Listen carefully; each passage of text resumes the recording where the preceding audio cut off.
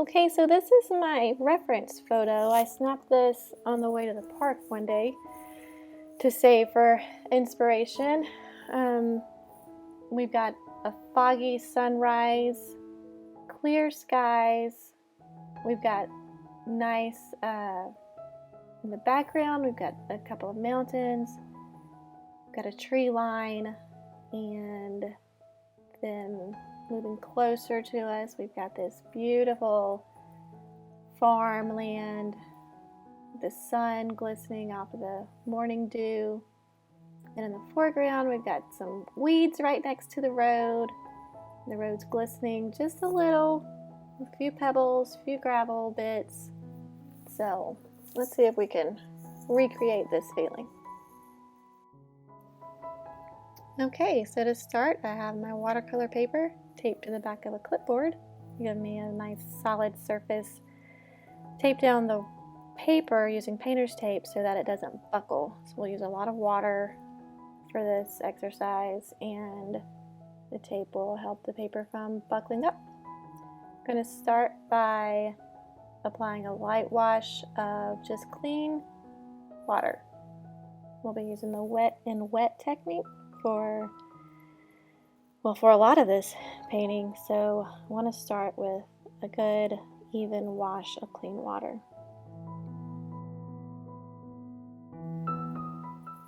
Next, I am picking up Phthalo Turquoise. This is Winsor & Newton's Phthalo Turquoise.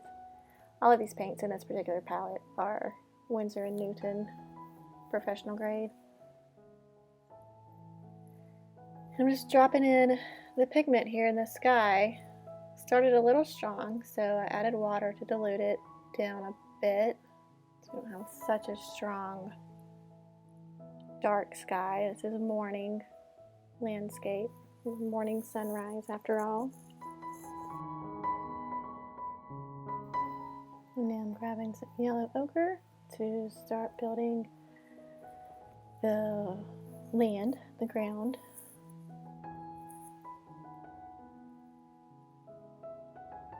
Re-wetting the bottom of the paper, got a little dry there, so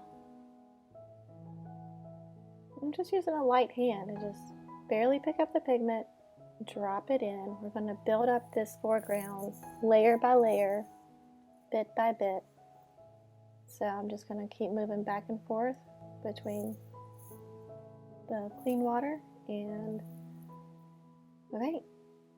Here I'm starting on the sun. Be sure to leave that white space for the brightest part of the sun. I'm going to grab more of that cadmium yellow, and then I'm going to grab cadmium orange and build that up a little more. Put that morning glow.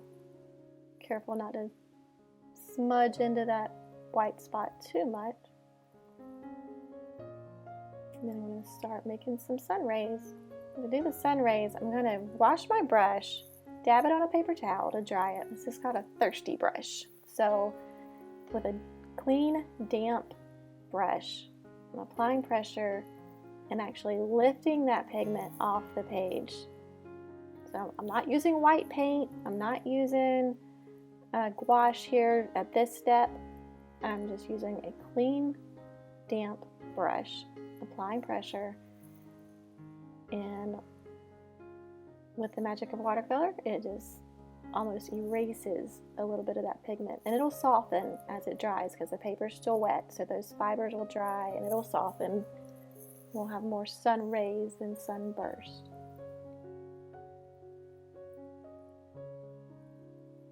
Mixed up a little bit of sap green with whatever this conglomerate of blues is that I have on my palette. My palette may drive some purists a little crazy, but I don't clean my palette very often. I reuse my colors, especially if I'm working through a series. Right now I'm working through, I don't know how many landscapes I'll end up with, but I'm just enjoying landscapes at the moment and trying to be mindful of staying within similar color palette for all of them, so I'm just reusing the same paints on my paper. Continuing to build color here. on the ground, on the field.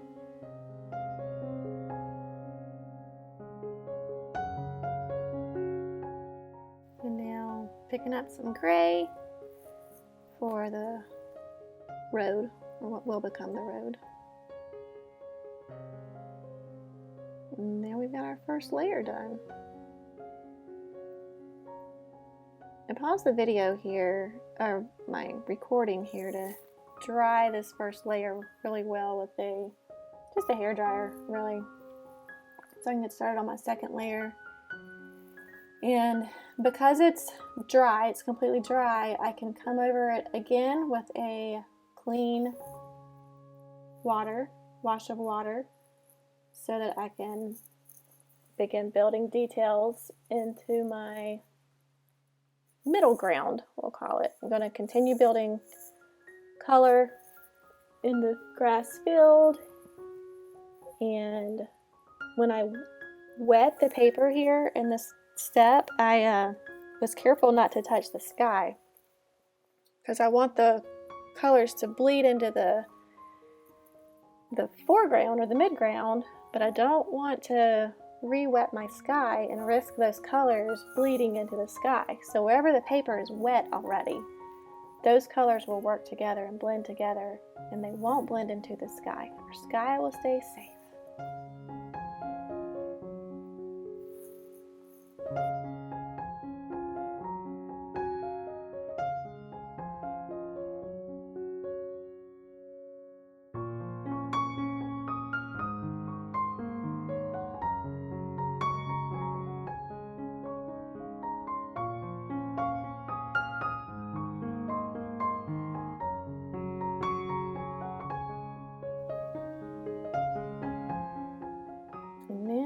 Fun part, I'm going to start scumbling in the first tree line. This field, at the very back of the field, right at the horizon line, there's a river. Runs through there, and in the morning we get some really beautiful foggy mornings. So that's what this step's going to do. We're going to start building in our tree line. That's going to start peeking through the fog. And again, where the sky is dry, the paint will not bleed. But where the paper is wet, we're going to see it bleed down into that midground. And as it bleeds, it's going to give us that nice foggy effect we're going for on this.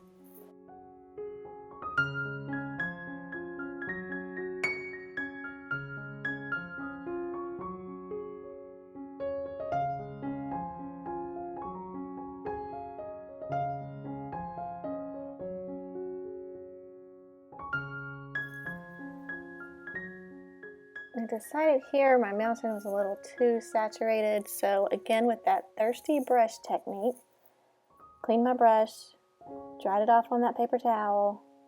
I'm just running the brush over that paint that's still wet. I can pick up that pigment, and that's going to help me achieve that light, misty, foggy effect I'm wanting just beneath the mountains where the fog's rising off the river.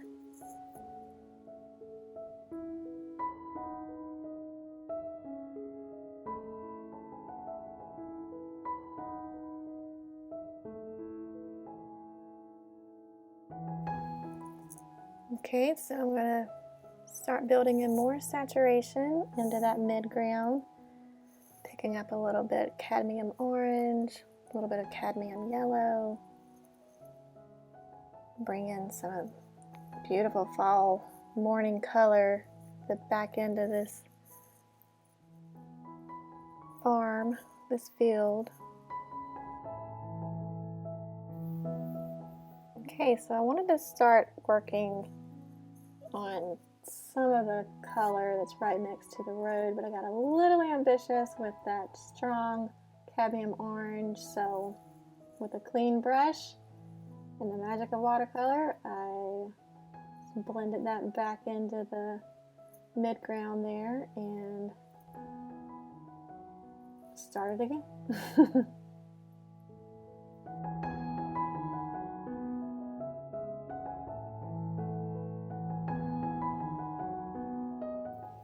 Okay, so now I'm going to try building my edge of my road this time with that blend of grays.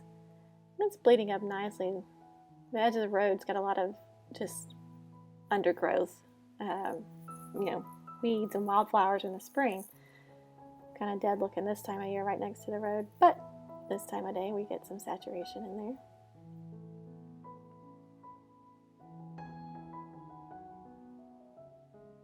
Again, just layer by layer, dropping in more color, building up the rows in the fields.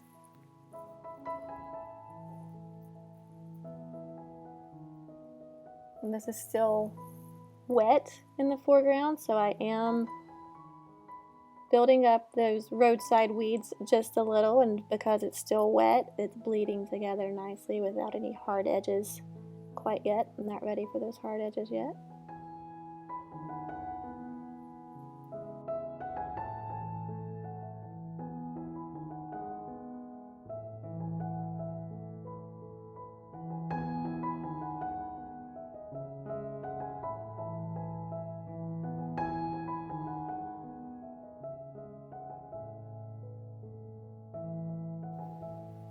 Okay, so again, I have paused my video recording, dried it briefly with the hair dryer, and I'm going to come in again with that flat brush, clean water. I'm going to give myself a wet paper in the background so that we can have some bleeding coming down, but I want to save that foggy ridge right next to the mountain, so that will help me do that. And again, the fun part, tapping in the details of the next tree line and building up the fog again. I'm just barely tapping the paper. I've gone back to that size 2 brush for the tree line. A little more saturation. And to get a little more saturation, I'm using more paint, less water on my brush. Tip of that brush is just barely touching the paper to get those fine treetops.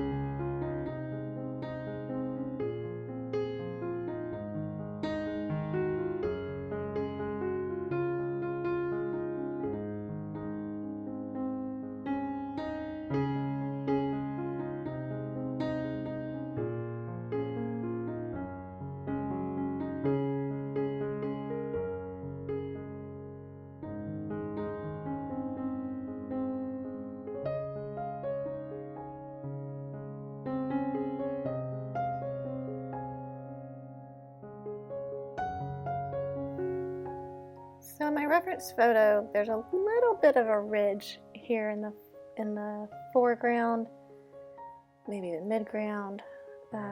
There's just a little brighter green closer to me, so just adding some depth to the piece.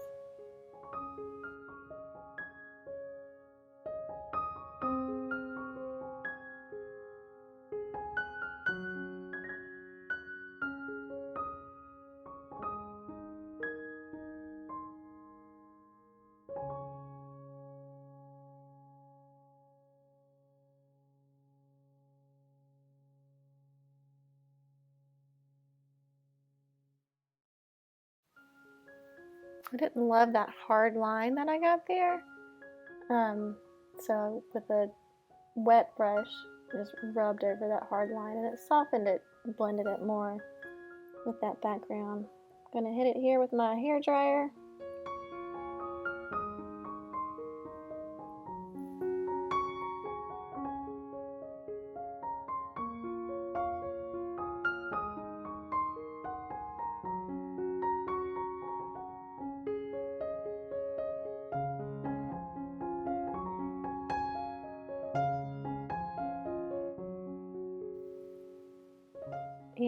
rinse and repeat. Guess what we're gonna do now? Again, we're coming in with that clean flat brush,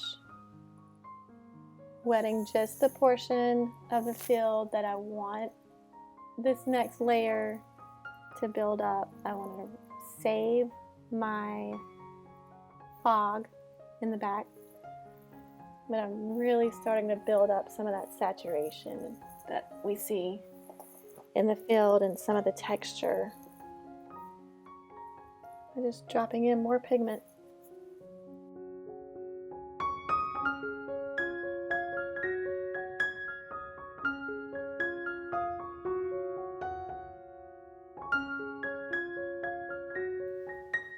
Again, with that thirsty brush technique, the paper's wet, my brush is damp and clean, so I am lifting pigment off, building a little more fog there in the back.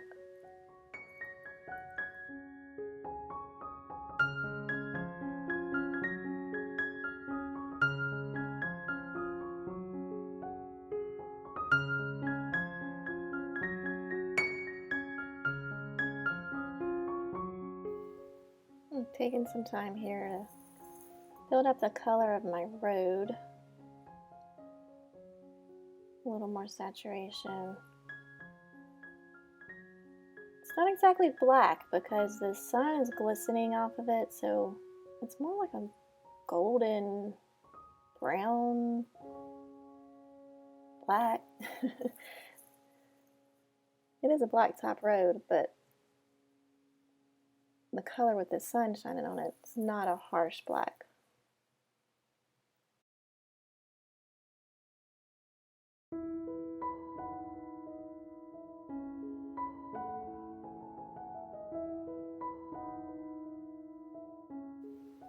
I'm adding in a little orange there to, like I said, bring out some of that glistening gold color that the sun's giving it with that morning light.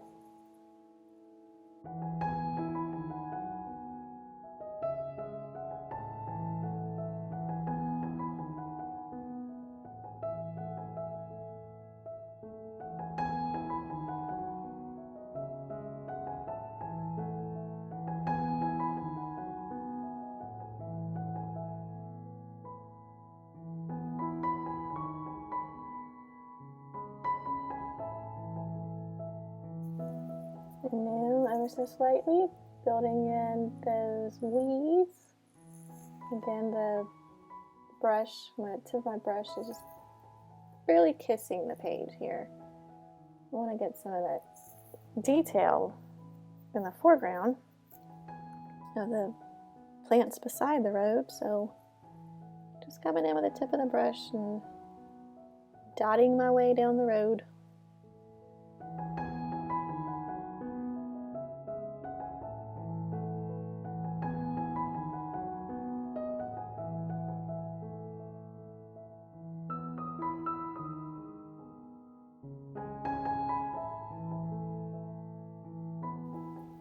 Mixing in some sap green with my yellow mixture over on my palette and just dropping that into the tops just for some depth, variety of color here and there.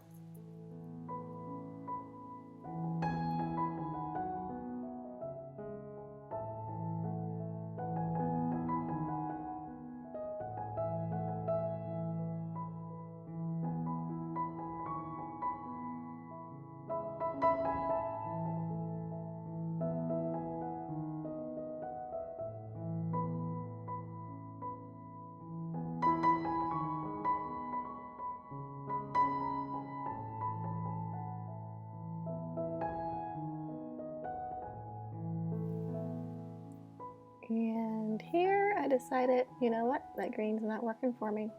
So back to the drawing board, blend all that together, use a clean flat brush, clean water, and we'll try it again. That foreground really gave me some challenges on this one.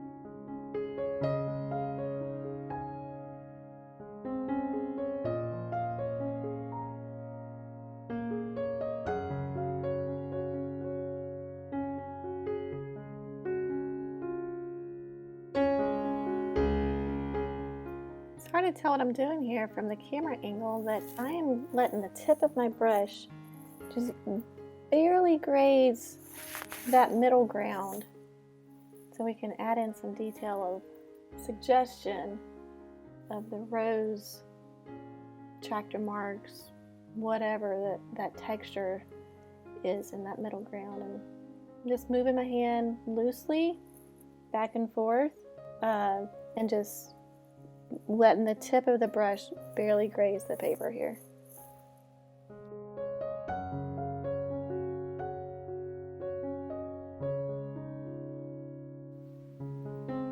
And it's good to keep in mind that watercolor dries lighter.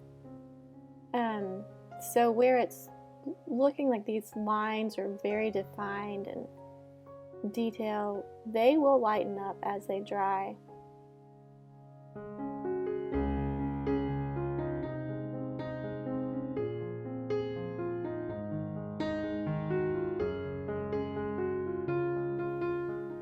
And here I'm going over some of those lines with clean water, blend them in a little more. They're a little too defined, even though they will lighten. And these will lighten more too.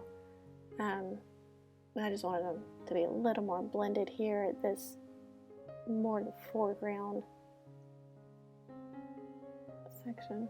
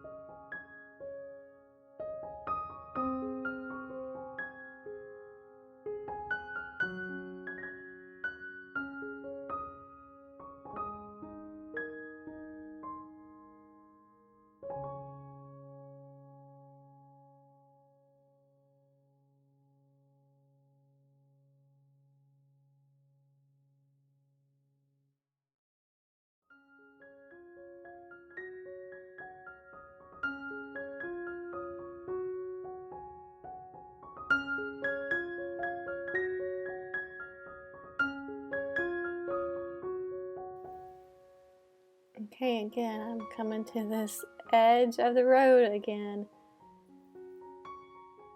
More saturated paint colors.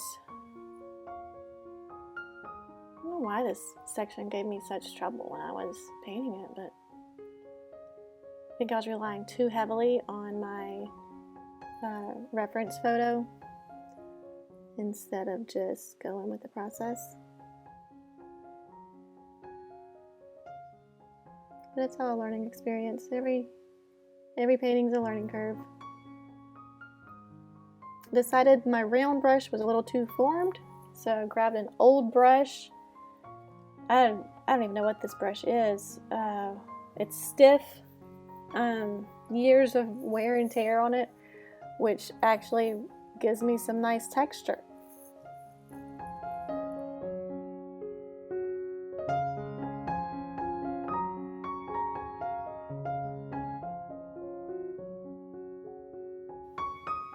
I'm just dabbing the tip of it into the paint on my palette. I don't want it overly wet, so it's kind of a dry brush technique. Brush is dry, grabbing the paint, and then just kind of dabbing it onto the page.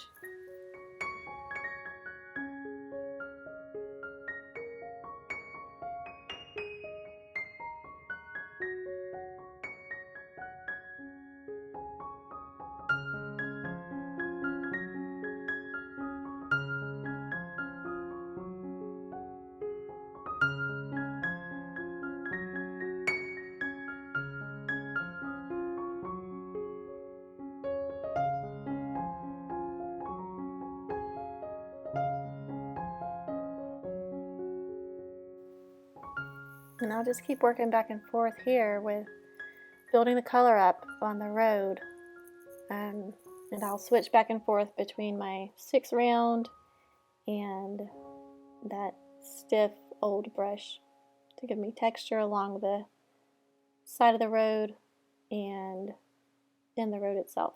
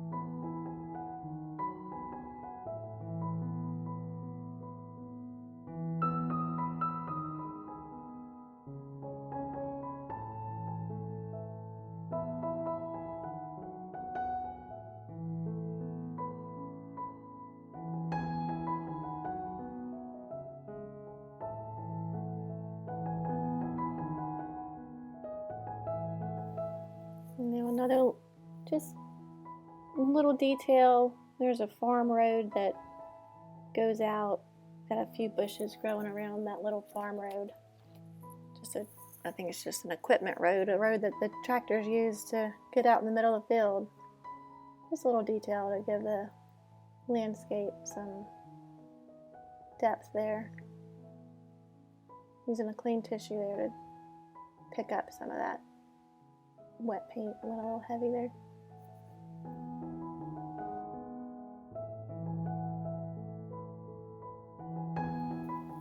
Okay, so here I've pulled out my white gouache. It's Dr. P.H. Martin's Bleed Proof White.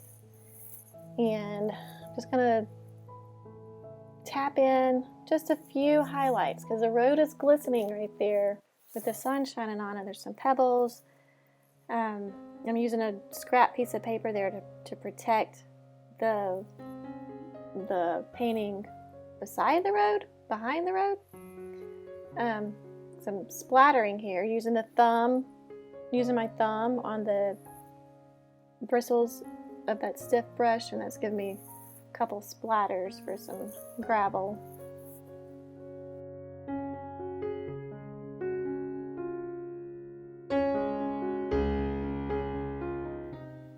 I have learned the hard way to know to go ahead and put the lid on the white gouache. Put it away, set it aside, because you do not want to make that mistake and muddy up your little jar of white there.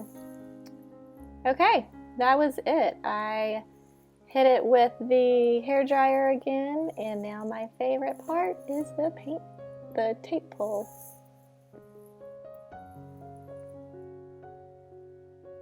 Probably could have let this go a little longer on the drying, pulled up some of my paper there.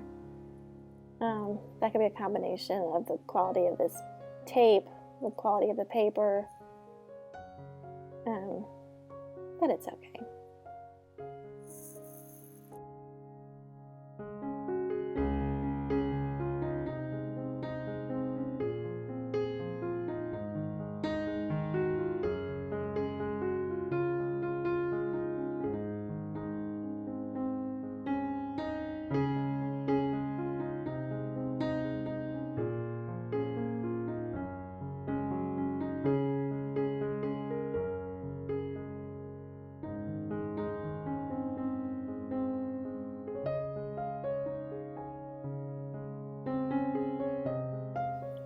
Okay, so I was trying to decide what to do with that little snag.